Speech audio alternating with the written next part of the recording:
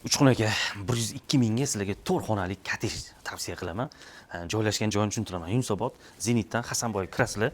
Hasanboydan qabristonni oldi bilan tepaga chiqsanglar, ana Hasan ariqda Hasan ko'prik bor. Shu Hasan ko'prik bilan shunday kirganinglarda mana bunaqa yo'laylik ko'cha, mana bunda hovlisi bor. 1-2 sotuv, 4 ta xona, 2 ta sanuzil pishgan ishlarda tayyor remontlar bilan kottejimiz chiqqan.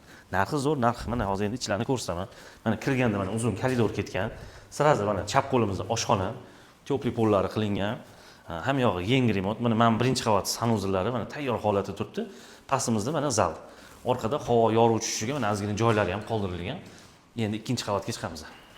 Ikkinchi qavat chiqqanmiz mana men yog'i yana bitta xona. Tepada xullas 3 ta spalnilik ketgan. Mana men tepani sanuzili ko'rib turganlaringiz katta keng. Bu yerda ham tepli pollar qilingan. Mana men yog'i endi katta родительский mana kattaroq spalni.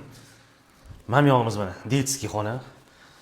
Bitta oila, bir ikkita, uchta bolasi bilan bemalol yashasanglar bo'ladi.